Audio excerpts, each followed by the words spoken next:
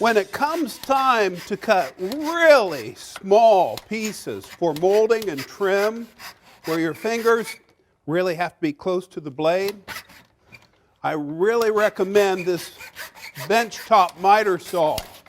And on top of that, if the blade starts to bind, one of two things is happening.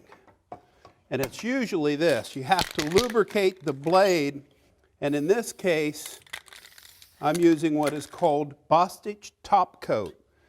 And it's really to stop rust on top of cast iron more than anything else, lubricate surfaces, but boy, it does a fine job for hand power miter saws like this. See the difference? And on tiny work pieces like this, you just cannot beat this type of saw.